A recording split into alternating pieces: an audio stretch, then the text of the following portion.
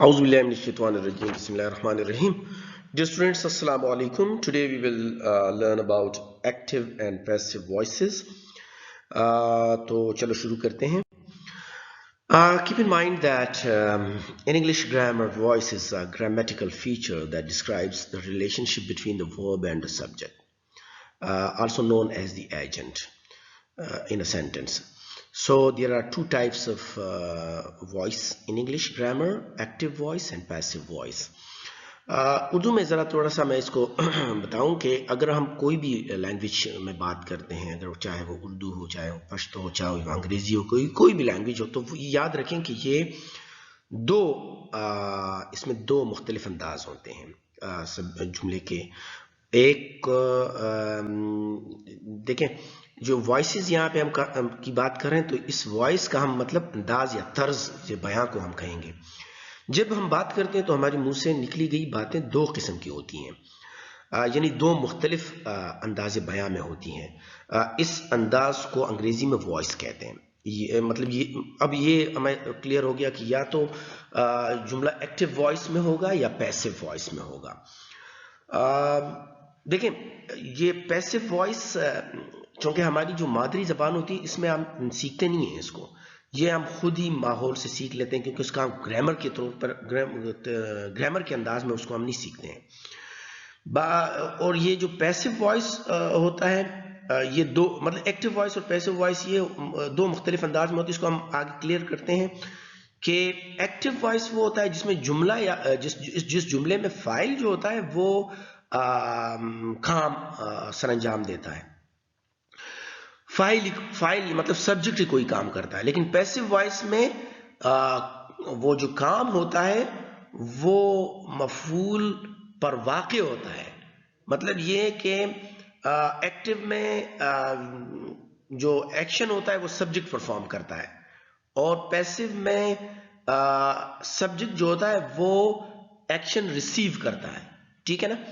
For example, یہ بہت ہی اہم ہے کہ ہم اس کو اپنے کانٹیکسٹ میں سیکھیں. زیادہ تر اکثر باتیں ہم پیسیو وائس میں کرتے ہیں، یا اس کے لیے پیسیو وائس لازمی ہوتا ہے. بعض اوقات ایسے ہوتے ہیں جب پیسیو وائس کسی خیال کو پیش کرنے کا بہتر کام کرتی ہے ایکٹیو وائس سے، خاص طور پر کچھ رسمی پیشہ ورانوں قانونی مباحثوں میں. مطلب کل میری گاڑی چوری ہو گئی، اب یہ ایک پیسیو وائس ہے.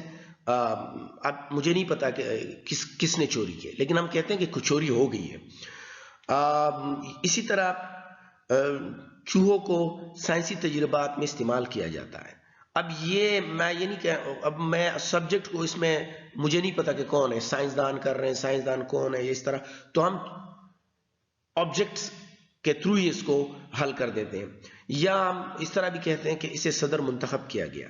یا ہم یہ بھی کہتے ہیں کہ اگر پیسیو وائس میں فار ایگزامپل مجھے کہا گیا، یا نماز ادا ہو رہی ہے، میچ کھیلا جا رہا ہے، دہشت گرد مارے گئے، بیوقوف مت بنو، کتابیں نکالی جائیں، چور پکڑا جائے. اب یہ ساری باتیں جو میں نے کی ہیں یہ پیسیو وائس میں ہے. تو جب تک ہم انگریزی میں اس کو سٹیپ بائی سٹیپ نہیں سیکھیں گے تو پھر یہ ہمارے لیے مشکل ہو جائے گا. یا وہ چیزیں جو ہم پیسیو وائس میں اردو میں یا کسی اور زبان میں بولنا چاہیں تو وہ پھر انگریزی میں ہم بول نہیں سکیں گے جب تک ہم اس کو سیکھیں گے نہیں.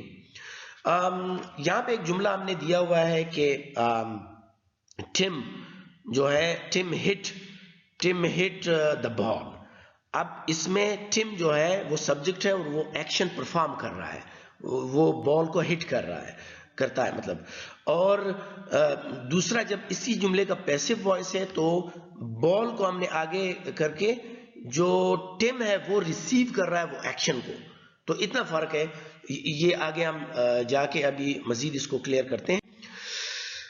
یہی جملہ بھی میں نے کہا کہ ایکٹیو وائس وہ ہوتا ہے جس میں سبجیکٹ ہی ڈوئر ہوتا ہے، سبجیکٹ ہی کام کرنے والا ہوتا ہے. فار ایگزامپل یہاں پہ ہمارے پاس ایک جملہ ہے شی رائٹس اے لیٹر.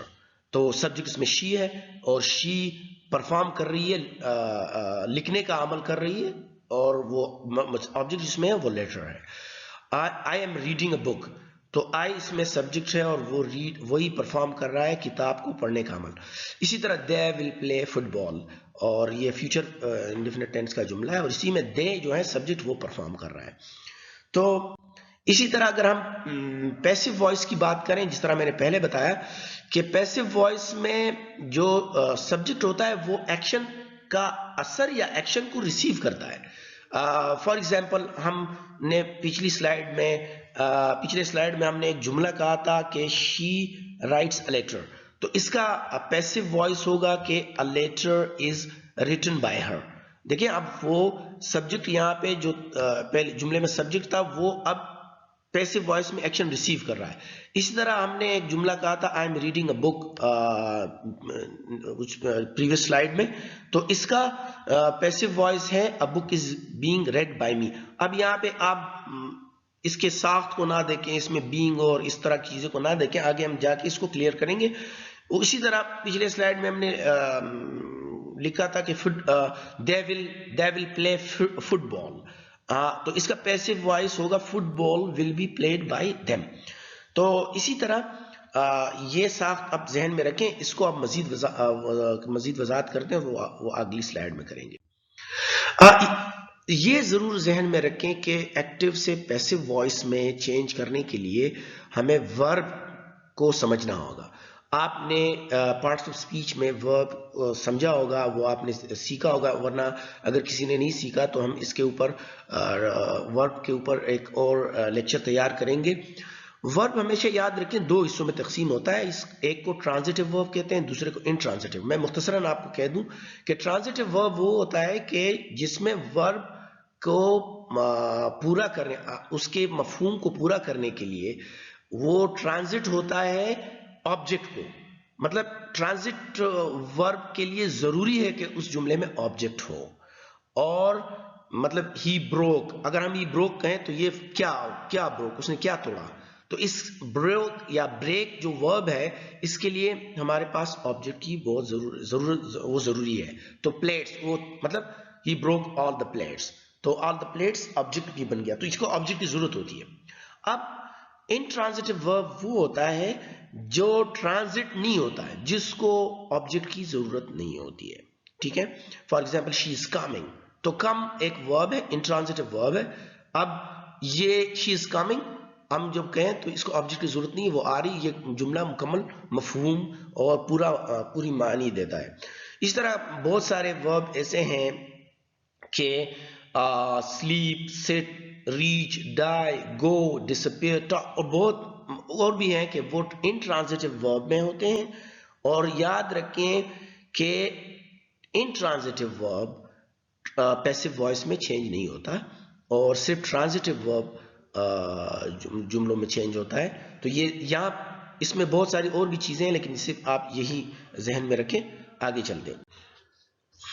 اب پیسو وائس کو بنانے کے لیے یا ایکٹیو وائس سے پیسو وائس میں جملہ تبدیل کرنے کے لیے 3 جنرل رولز ہیں، وہ آپ نے ذہن میں رکھنے ہیں ہمیشہ، ہر ٹینس کے لیے، ہر جملے کے لیے، کہ سبجیکٹ اور آبجیکٹ ایک دوسرے کو ریپلیس کر دیں گے. مطلب یہ ہے کہ جو ایکٹیو وائس کا میں آبجیکٹ ہے وہ سبجیکٹ کی جگہ لے لے گا، ٹھیک ہے، اور جو سبجیکٹ ہے وہ آبجیکٹ کی جگہ لے لے گا.